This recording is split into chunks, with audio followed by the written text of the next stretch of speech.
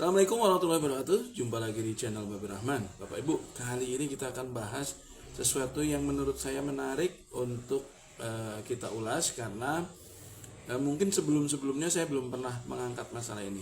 Jadi ceritanya begini, ada seorang bapak, katakan namanya Bapak Haryanto, dari sebuah kota kecil di Jawa Tengah. Dia menghubungi saya berkonsultasi bahwa sebelumnya dia seorang PNS yang kemudian mengundurkan diri dari pekerjaannya untuk menekuni sebuah bisnis gitu ya. Dan di kota tersebut dia sukses gitu, bisnisnya sukses, tapi karena orang tua beliau di luar kota, katakan dia tinggal di kota A dan orang tuanya tinggal di kota B gitu ya. Nah, karena orang tuanya sakit-sakitan, kemudian dia anak pertama yang merasa paling bertanggung jawab gitu, kemudian singkat cerita diputuskan Bapak Haryanto itu untuk pulang ke kota B gitu ya. Kalau tadi tinggalnya di kota A, dia pulang ke kota B gitu. Nah, di kota B ini tentu karena bisnisnya yang lama dia tinggalkan, maka di kota yang tempat kelahirannya ini, di tempat orang tuanya tinggal, dia mulai merintis usaha baru gitu. Usahanya sama dengan usaha yang sudah dikelola di kota yang lama, tapi tentu karena usaha baru tidak bisa menghasilkan seperti halnya yang sudah jalan di kota yang lama. Nah, di awal-awal dia memutuskan untuk mengambil kredit KPR karena dia berpikiran tentu dia tidak mungkin merawat orang tua satu rumah dengan orang tua, karena di situ juga ada keluarga yang lain atau ada keponakannya yang tinggal di situ juga. Maka diputuskanlah sekitar 1 tahun yang lalu beliau ambil kredit KPR melalui bank pemerintah. Nah, seiring waktu berjalan, dari hasil usahanya beliau bisa mengangsur. Tapi nampaknya pada angsuran ke-11 dia tidak lagi bisa, setelah angsuran yang 11 untuk angsuran yang ke-12 dan seterusnya, dia tidak lagi bisa mengangsur dan kini sudah menunggak 3 bulan. Nah, karena beliau ini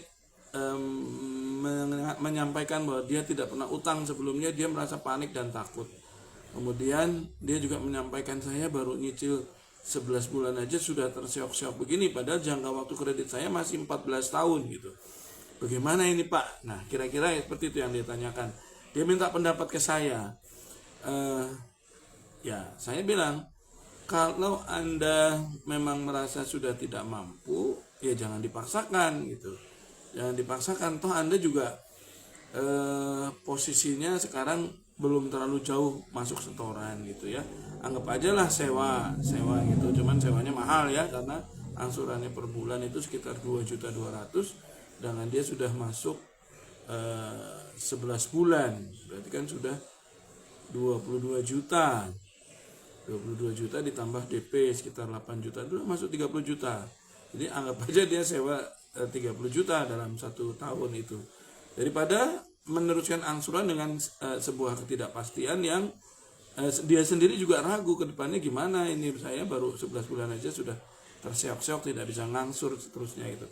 Nah, pertanyaan berikutnya, apakah saya dengan menghentikan pembayarannya saya harus pergi dari situ Pak, dari rumah itu gitu. Nah, jadi gini Bapak Ibu ya, saya tidak memberi saran, tapi saya hanya memberi analisa.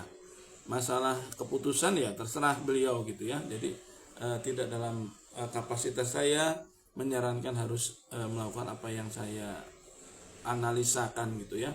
Jadi gini, bila Bapak Haryanto itu menghentikan pembayarannya di bulan ke-11 kemarin, sekarang harusnya sudah masuk 14 bulan, udah harus masuk lagi angsurannya itu sudah ya sekitar 14 bulan gitu. Jadi udah ada 5 bulan macet nggak setor. Nah, kalau dia meneruskan pembayarannya, dia sendiri sudah ragu. Saat ini aja udah nggak bisa bayar 3 bulan.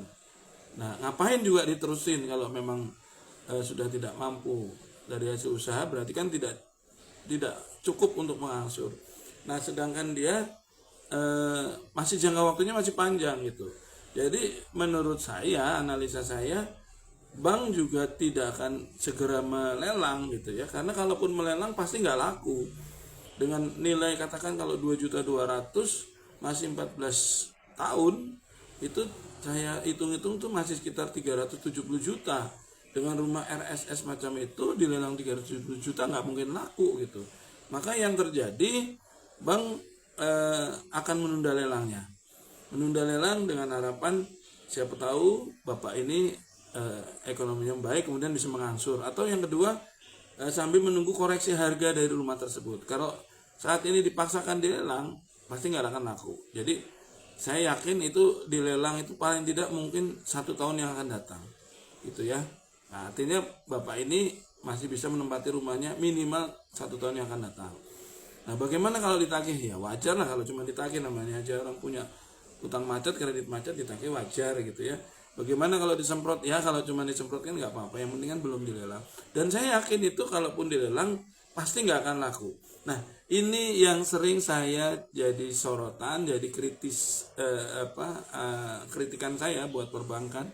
Kadang-kadang perbankan ceroboh mau membiayai KPR di mana lokasi perumahan itu tidak strategis. Nah, harusnya ketika dia analisa tempatnya nggak strategis, kemudian mungkin juga kurang marketable gitu, harusnya ketika ada peminat dia mensyaratkan DP yang besar. Harusnya seperti itu. Misalnya katakan rumah itu harganya 220 juta. Kemudian ada calon debitur gitu mau menghendaki ambil di situ, harusnya dia minta syarat DP misalnya katakan 70 juta gitu atau 80 juta gitu, sehingga sisa kreditnya itu kecil, sehingga bila suatu ketika kredit itu macet, berarti macetnya itu bila dilelang maka pasti akan laku gitu, karena nilainya kecil, nilai lelangnya ya. Kalau misalnya kemudian kreditnya cuma dikasih 100 juta atau 150 juta gitu dengan kondisi rumah seperti itu pasti laku gitu. Tapi kalau saat ini dilelang dengan harga 370 juta nggak laku, diturunin lagi katakan jadi 330 juta pun masih nggak laku, dan sampai 200 juta pun nggak laku. Jadi menurut saya beliau kalau mau tempatin aja. Kalau sudah nggak bisa mengangsur ya nggak usah perlu dipaksakan diangsur, dan nggak perlu keluar dari rumah gitu ya.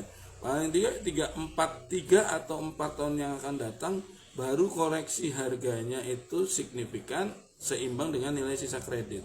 Karena prinsipnya bank ketika lelang pertama nggak laku, lelang pertama itu kan pasti masih di harga pasar.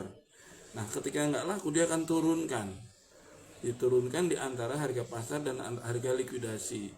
Kalau lelang kedua nggak laku, dia akan turunkan lagi di harga likuidasi. Harga likuidasi itu kisaran 70% dari harga pasar.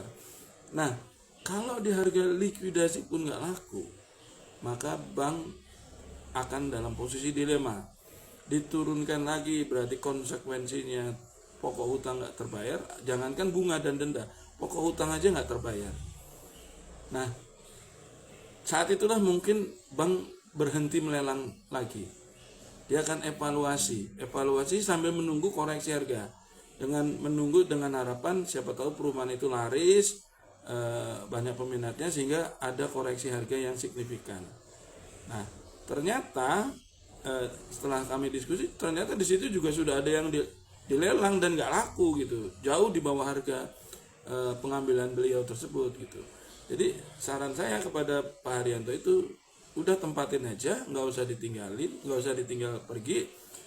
Bapak paling tidak 3-4 tahun yang akan datang harganya masih belum mencapai harga ideal lelang itu laku, sehingga paling tidak Bapak anggap saja 30 juta itu kontrak untuk masa 4 tahun yang akan datang. Kayak gitu ya analisanya ya, mudah-mudahan bermanfaat. Kita jumpa lagi di lain kesempatan. Assalamualaikum warahmatullahi wabarakatuh.